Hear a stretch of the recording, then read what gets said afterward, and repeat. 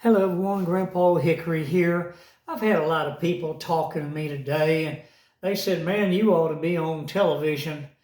They were talking about the Kennedy assassination of 1963 and the conversation got on Officer J.D.Tippit that was murdered off of 10th Street in Dallas, Texas. And this was after the assassination of President John Fitzgerald Kennedy. Now, I want to tell you something.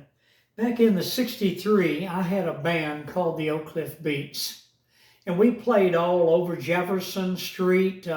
We played all over the areas.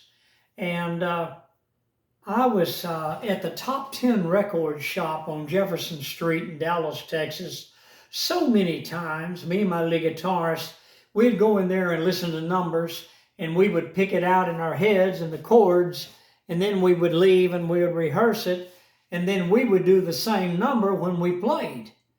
Well, this is what we did. We always hung out at Top 10 Record Shop. But I never shall forget, Top 10 Record Shop, they had a phone that hung up at the end of the counter on this end, and it was a weird looking phone. It was long and had a dial.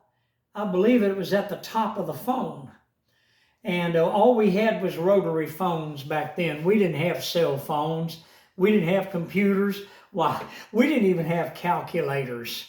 The calculator came out, I believe, in '63, and it cost about $385 to $460, and it was made by Texas Instruments. But I'm just showing you how far back in time this was compared to today.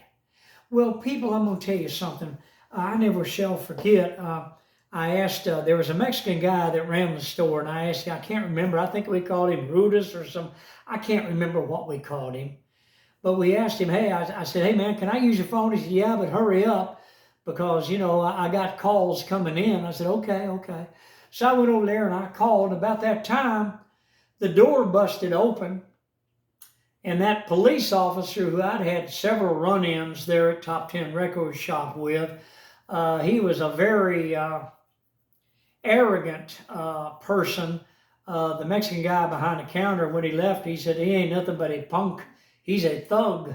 That's what he said about Officer J.D.Tippit. He said, he always comes here and tells me, I need to use your phone.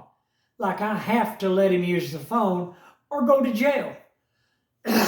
So, anyway, I was standing there, and he come up there and took the phone out of my hand and hung it up and picked it up and said, I need to use this. And then stood there looking at me. You have anything to say about it? I said, no, sir. All right, then, be on your way. So I turned around, went back over there. I was listening to some records and stuff, and he was over there on the phone, and then he left. And any kids that were coming in the door, he would shove them out of the way, open the door up, and go right on out. Then he'd jump in his car, and he'd speed off. And every time he did, he ran stop signs, stop sign after stop sign. And we all stood there watching him leave, and that Mexican guy, like I said, he come to the door, and he said, that guy is a thug. He's nothing but a punk. Well, anyway, I didn't think anything about it until later on when John Fitzgerald was murdered, John Fitzgerald Kennedy.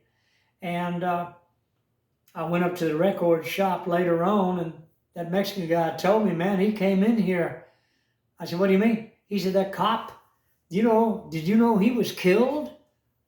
I said, that one that come in here doing that to me and all of us, that guy that took the phone away from, did all those things. He said, yeah, man, Officer Tippit, he was killed. So he must have had something to do with the assassination of John Fitzgerald Kennedy, the president. And I thought about that. I never have forgotten that over all these years. I've never forgotten it. I was there. I saw Officer J.D.Tippit several times. He used to go and eat at the Beckley Club Cafe.